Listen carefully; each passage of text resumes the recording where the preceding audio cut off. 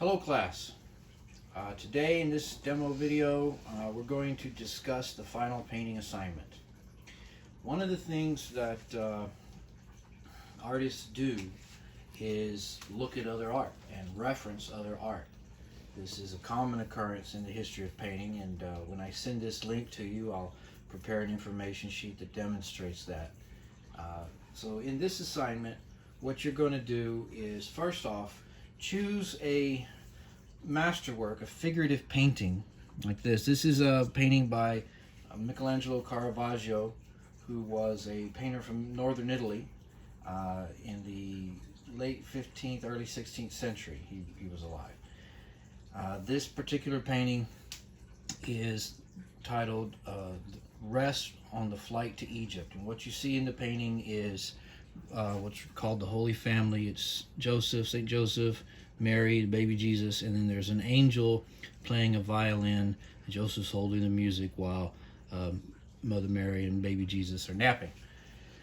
This would have been a painting that Caravaggio did early in his career, and it would have been something that he did in order to win favor from wealthy patrons, people like cardinals, figures who were high up in the Roman Catholic Church establishment, or also to receive commissions from the Roman Catholic Church. This was during the Reformation period, where the Catholic Church was very much using art as a means to communicate to the masses and get people secured back into the Catholic Church, because you had the Protestant Reformation at the time. Anyway, that's some of the history around that piece. And like I was saying, artists often reference other artists in their processes. I will send you a little demonstration, or some pictures actually, of a piece by Edward Manet, who was actually referencing some earlier art from the Renaissance, and then how other artists after Manet used his work and to develop their own. Picasso did that a lot. So your assignment is to first, as I was saying, first find a figurative painting, minimum 2 figures. It has to be from before 1864, and that's going to be the basis of your composition. Okay? Then what you're going to do is produce your own photographic references. I like to call this process, there we go. Excuse me while I adjust the camera just a moment. So this is what I like to call photoreferential figuration. What I've done here is I've had members of my family put themselves in relatively similar poses as the people in the painting. And I took a image on my cell phone, and then I took that image and downloaded it and copied it, printed it up rather. I also took a reference image of the space without the people in it, so I'd have an idea of what's happening in the space. Now, as we discussed with the portrait assignment, even though you're using a photographic source as a reference, the photographs are not the measure of the painting. They're simply reference material, okay? So you're going to do a figurative piece.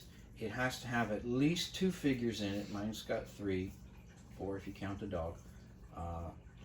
Yours has to have at least 2, and you need to have family members or friends or somebody who volunteers to set up for you in the relative poses, and then take your reference photos. If you need more than one, take more than one. If you want to photograph individual people, do that. But at the very minimum, you need an image that has your models in the position of the painting you're referencing, and then an image of the space. And I'll show you the painting that I'm working on in just a moment. The other thing, so that's 2 photos that you need to take. Let me go ahead and bring the painting in. So this is the painting I've started. I've started it. As you see, it's still in the early stages. I want to talk you through what I've done. Now, when you get to the painting stage, when you're actually ready to start the painting, let's talk about color for a moment. You can choose to go any number of ways. I'm initiating the painting using earth tones, okay? When I deal with figures, I like to start out with earth tones. I find that to be helpful. If you want to use complementary color pairings, or if you want to give yourself an analogous set or related analogous sets, groups, like we've done in previous assignments, that's fine. You have a choice of color scheme. If you want to endeavor to match color, okay, the printed images, they're in color. You can match color like you're supposed to have done with the landscape assignment. Step outside and try to match the color that you see. That was one of the options there. So you have a range of color options as far as color scheme goes. Generally speaking, it's a good idea to have colors that belong together, okay? You can still have contrasting color extremes, if you will, but it's also good to have a range of color where the colors actually fit together, okay? I'm using, as I said, earth tones, so right now it's all about tonalities. What I did, and just to talk you through what I've done, I started with a color ground. I took a wash of burnt sienna and just wiped it all over the canvas so that I had a fairly even coat. Again, when I'm working with figures, I find that to be a helpful step. I took a burnt sienna and ultramarine blue and I mixed a black, and I've gone in and I did a quick line drawing of where I placed the figures, where I wanted to put the figures in the painting. And then I'm starting to block in, like I'm blocking in some areas of the background. I'm starting to block in faces. This is burnt sienna, raw sienna, a little bit of red, and a whole lot of white, okay? That's not the finished product. That's just blocking it in, okay? Remember the blocking in stage. We're not really trying to get a high range of detail. We're just blocking in color, and that's where I'm at in this process, but I wanted you to see the process as it began. Now, let's talk about composition for a moment. Let me get this out of the way. We'll bring it back in just a minute. While I have my models, these are family members, as I said, in the relatively same position as the figures from the masterwork, they're not exactly the same. While the space that they're in, to some extent, echoes the space in the masterwork, of course, it's not exactly the same. When I started the painting, and by the way, the painting needs to be at the minimum, 16 by 20, 16 by 20 scale. That's minimum. If you want to work larger, you can. You're welcome to, okay? You can find pre-stretched canvases. We were using pre-stretched canvases, as you know, this semester because of social distancing. We're not able to get into the wood shop as a group, so we just didn't do that this semester. Anyway, if you want to use larger canvases, you can, but 16 by 20 is the minimum size. I wanted to have the composition focus on the figure group, okay? So my inclusion of space, or the space that they occupy, is nominal, it's minimal, okay? I also wanted to, as far as the background goes, accentuate the painting that's behind the figure group. In my photo references, you see that they're sitting in front of a large flower painting, and I'm exaggerating that. You can see in the photo of the space, the painting's at a larger scale. So I'm using that, and my intention here is to use the floral arrangement to kind of halo the child's, which is standing in for the angel, the child's head, okay? So you can make decisions about the composition that are, or a derivation rather, from the photographic source. All right. Remember, the photograph is not the measure of the painting. When we use, photo references for our paintings, we're not trying to copy the photograph. Okay, that's not the goal. The photograph just functions as a source reference, and then you still can make decisions apart from that. What to focus on, how to develop space, how to develop color, how to develop tonalities. These are all decisions that are made on the painting. So this is not about copying the photograph. This is about using the photographic image as a source, because it's kind of hard to get three people to sit still for hours. Okay, let's be practical. Another recommended step, and this is a recommendation. Right now, what I'm requiring you to do is first find your master image that you want to base your painting off of. Make your photographic references, at least 2. All right, that's required. But I also recommend that you draw. Okay, you can see in my drawing I've made some of the decisions as far as composition goes that I used in the painting.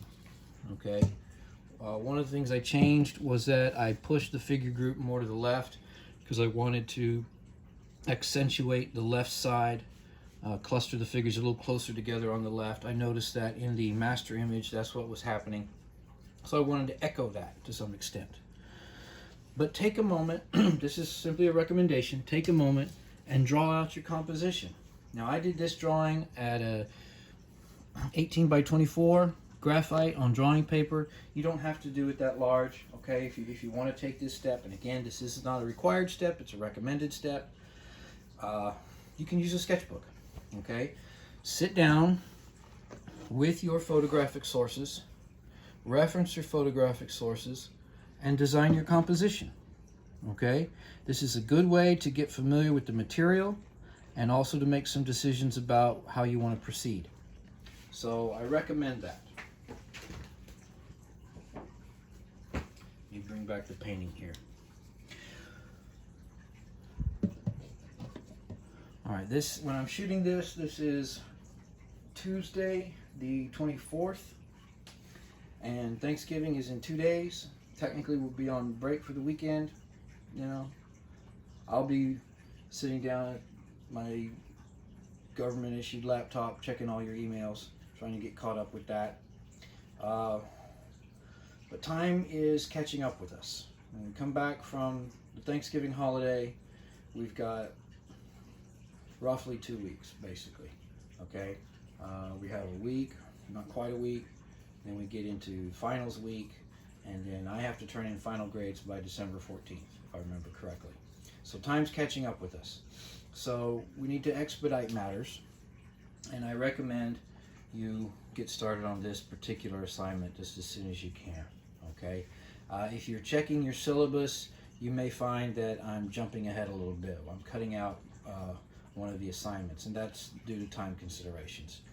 It's been a challenging semester for everyone, but you guys have done a good job keeping up, and I don't want to squeeze you too hard at the end, okay? I think this project is fairly significant in terms of the labor involved and the research involved. If you've never painted figures before, if you're not adept at drawing figures, don't let that stop you, okay? Some really interesting things get done by people who are new to the game, as it were. Don't be afraid, okay? Don't be afraid because it's a figure. Just jump in. Let me go over the steps one more time so that you are fully aware of what we're doing. Start with a masterwork, okay? A figurative painting occurring before 1864. Base your photo references on that composition. Get people you know to pose for you for a few minutes and take a reference image. Well, Mr. Lyles, some of the people in my masterwork painting don't have their clothes on. Okay, well, have your models keep their clothes on, please. Let's just, have everybody stay dressed, please. That'll just be helpful. Also, document the space, okay? Space is important. This is figure field relationships we're dealing with. There's 2 big ideas in this assignment. One is photo referential figuration, that is using figurative images that you produced as source reference. And the other idea is figure field relationships, figure in space, okay? Where is the figure? And based on your documented photographic sources, develop a composition, okay? If you're, again, recommended step, if you're not comfortable or even if you are comfortable with dealing with figures, I recommend you take the time to make a drawing. Okay, just make a drawing, and you can start to just make some decisions about the composition. Drawing is recommended. What is required is the masterwork. I'm going to go through this again. The masterwork, your photo references, and then the painting. When you submit the final painting to me, and I'll give you a due date when I send out this link with an email.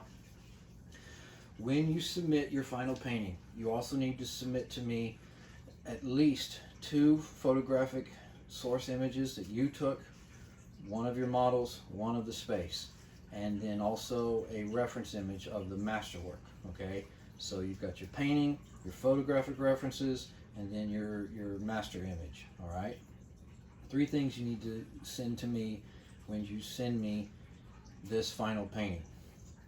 And I'll do a little contrast and compare, and I'll be able to see what kind of decisions you made and where to go from there.